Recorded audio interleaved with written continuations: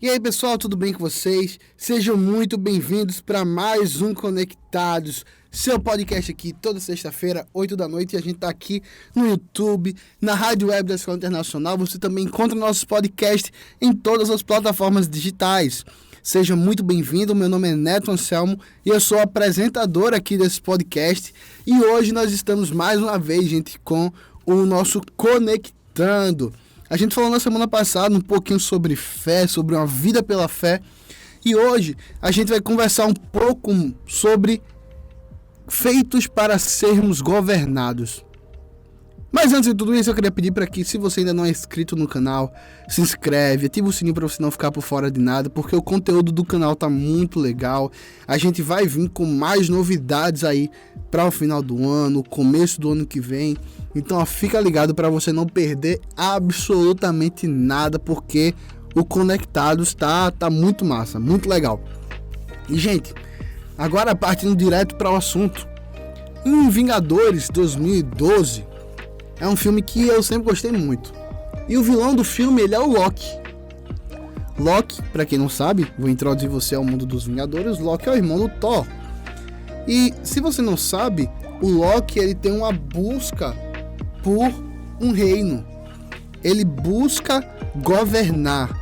Ele quer ser o rei, ele quer se tornar poderoso. Ele acha que esse é o propósito glorioso dele. Mas aí, nesse filme, Loki, ele vem pra Terra, ele vai invadir a Terra.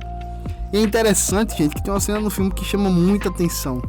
Porque Loki, ele acredita que as pessoas da Terra, elas têm uma disposição natural para serem governadas.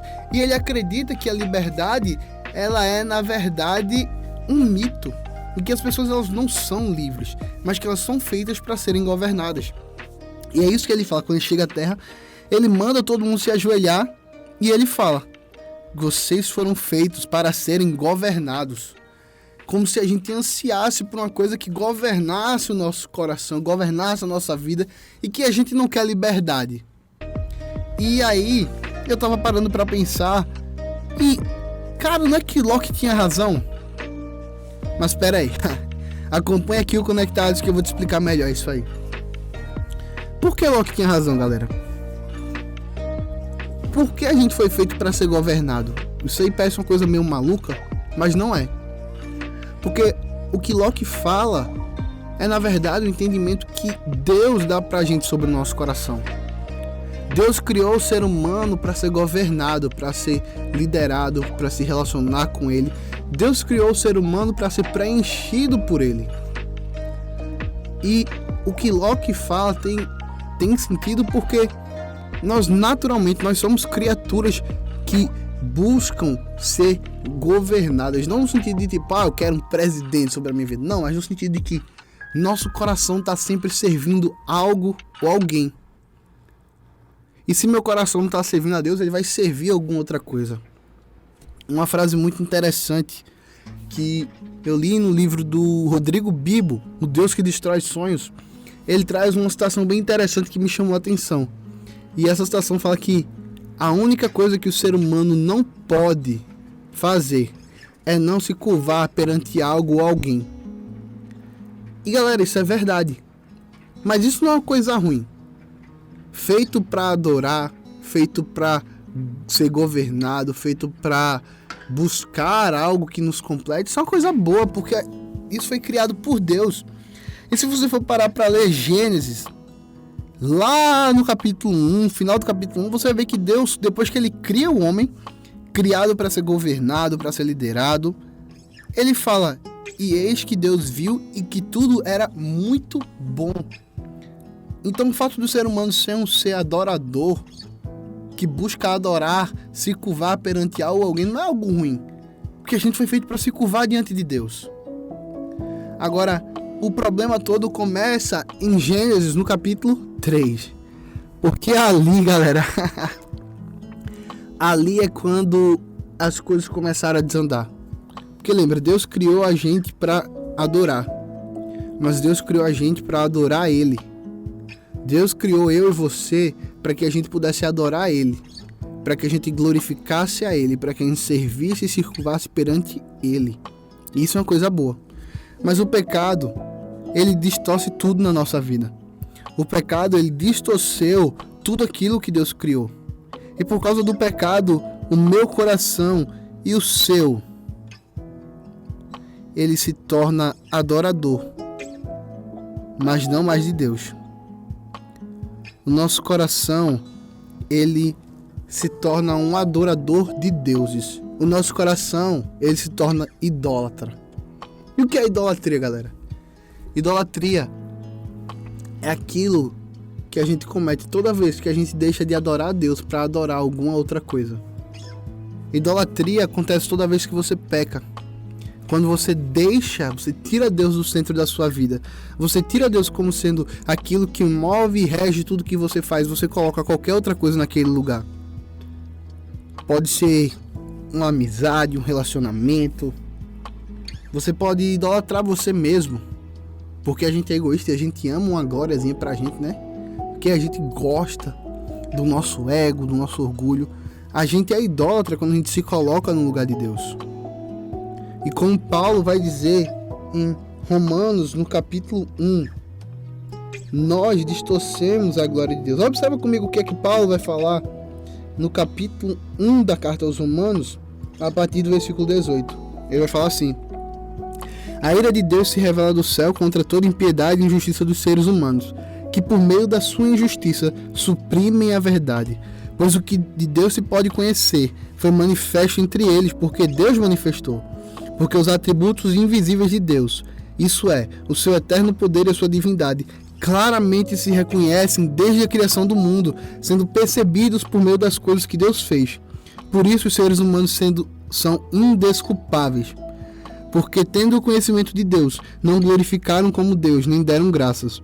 Pelo contrário, se tornaram nulos em seus próprios raciocínios e o coração insensato deles se obscureceu.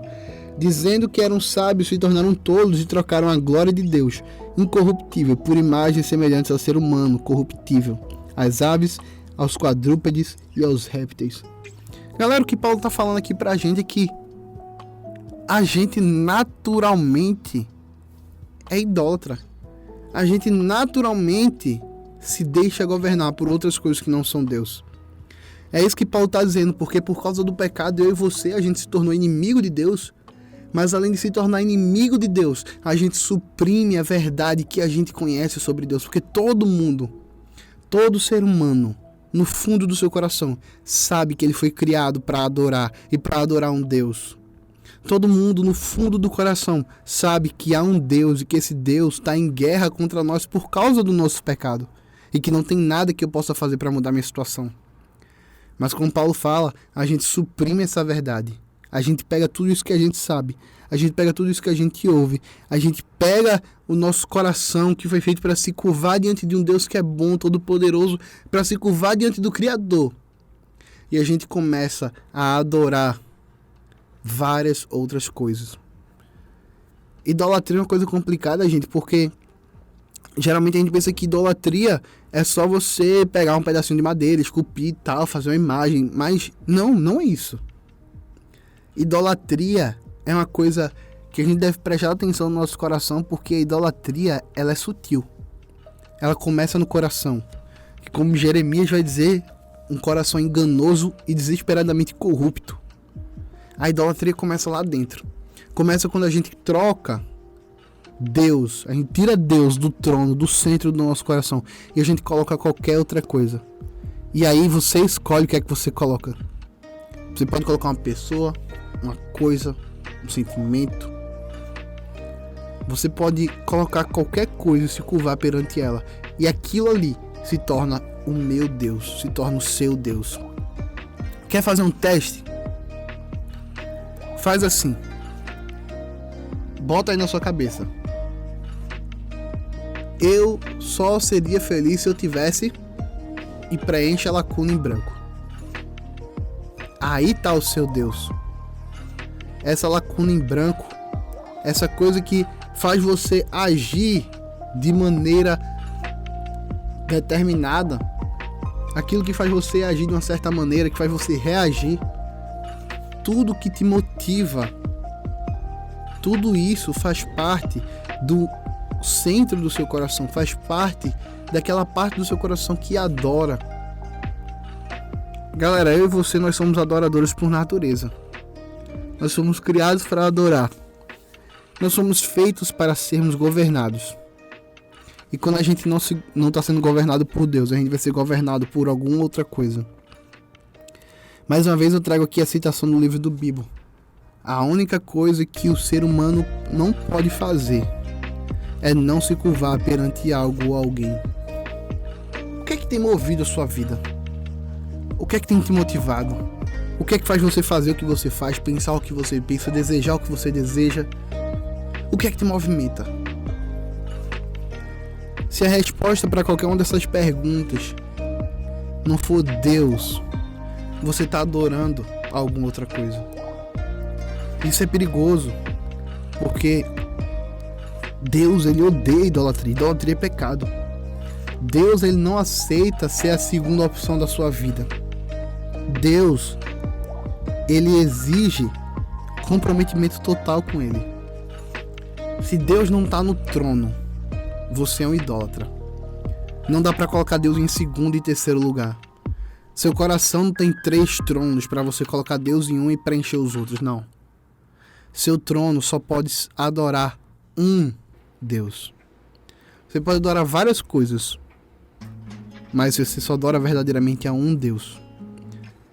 O que é que tem movido a sua vida? O que é que tem governado o seu coração? O que é que tem movido as suas escolhas? Responda essas perguntas e você vai conhecer melhor o seu próprio coração. Parece que afinal Locke tinha razão. Eu e você fomos feitos para sermos governados. Mas e aí, o que é que governa o seu coração? Quem é que governa? Se a resposta para essa sua pergunta é Deus, muito bom. Glória a Deus por isso. Mas se a resposta para essa sua pergunta for qualquer outra coisa, deixa eu te dizer, se arrependa enquanto há tempo. Não é Deus que está guiando a sua vida. E tudo aquilo que você coloca no lugar de Deus eventualmente vai te frustrar. Quer ver um exemplo dessa frustração? É só você olhar como terminou a história do Locke. O glorioso propósito dele não chega. Locke, ele perde a batalha e no fim de tudo, o que resta é frustração. E assim é com eu e você.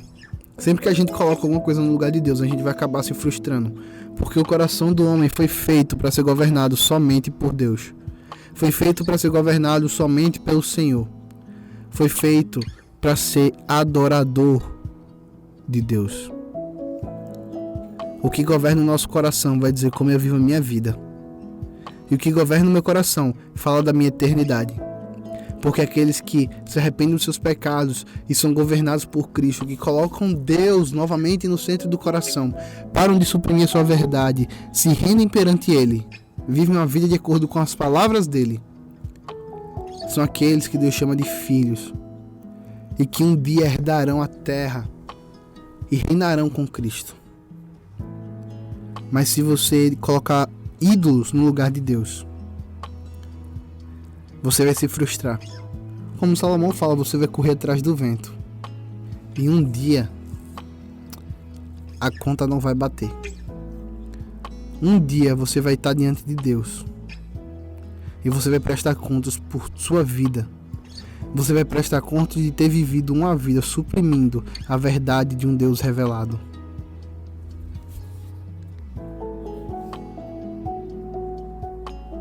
Como é que está o seu coração? Como é que está a sua vida? Quem é que tem governado você?